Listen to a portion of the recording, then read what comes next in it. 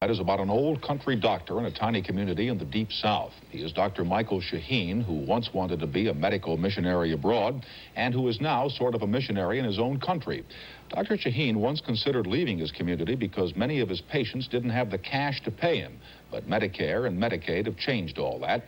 Tonight's profile of the country doctor is by Kenley Jones. Yes, America. There are still some doctors who make house calls. One of them is Dr. Michael Shaheen, a general practitioner who is known simply as Dr. Mike to most of his patients. Dr. Shaheen's parents came from Lebanon. He hoped to go to Lebanon as a medical missionary when he graduated from medical school, but it didn't work out that way. He says he's not sorry, though, because he's found enough work to do taking care of the people here in Panola County, Mississippi.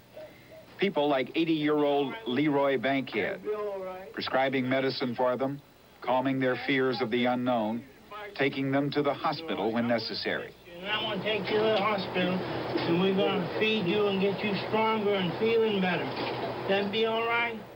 This is Como, Mississippi, population 1,003. There is only one doctor in Como, Dr. Shaheen, who came to town 25 years ago to set up practice in the Como Clinic. He's still here.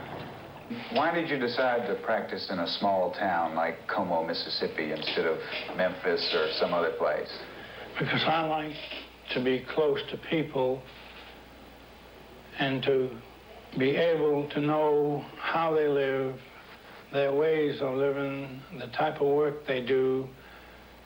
When you're close to them, they're not afraid to come and talk their trouble. They not only come and talk about their illnesses, but family problems that can be solved right here, where they know that they have a friend that they can come and unload their troubles.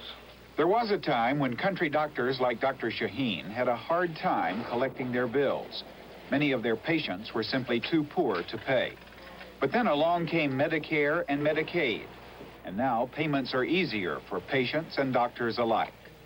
That's made the big difference because when the labor laws went into effect and the young workers started leaving here, I got ready to pack and leave too, because that left the elderly people with, I didn't know what was going to happen. But we stayed on, and then Medicare and Medicaid came in, and the elderly had the Medicare, and the youngsters had Medicaid.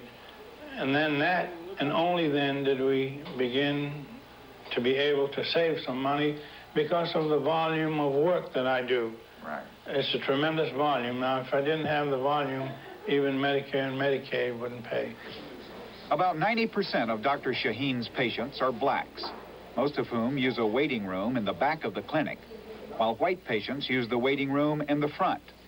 Dr. Shaheen says the segregation is voluntary, a habit from earlier days. But he has been criticized by some blacks for not taking steps to break the habit. Except for that criticism, Dr. Shaheen is the object of praise from blacks as well as whites. Oh, he's a good doctor. A whole lot of, he's real good. Why is he good? Well, he take out good pain with his patient, and he's real nice to him. He know how to talk to him. He's real good. He's been my doctor for 30 years. What do you think of him? I think he's great, and I think if we lose him, it'll be the worst blow Como ever had. About half of the patients admitted to the North Panola County Hospital are Dr. Shaheen's patients. There has been some grumbling from some members of the hospital staff and from some staff doctors that Dr. Shaheen admits too many patients who do not need hospital care. And a lot of these elderly people whom I put in the hospital are sick, and I don't put them in there just to get the Medicare and Medicaid fee. And for the benefit of some of these young doctors who have a practice to build, you just don't build it in a day or a week or a year. You have to prove yourself to the public who come to you whenever they're ill. And if you give results, they'll be back. Whatever professional disagreements there may be with Dr. Shaheen, there is no disagreement about his dedication to his profession. One of the few that I guess is totally dedicated to the practice of medicine. I myself have a lot of hobbies and all. Dr. Shaheen has very few hobbies. His whole life is medicine. And he's what every doctor would like to be, but none of them really have the intestinal fortitude to be. What will happen when he does finally stop practicing medicine? I imagine we'll have to have 3, 4 doctors to replace him. Kenley Jones, NBC News, Como, Mississippi.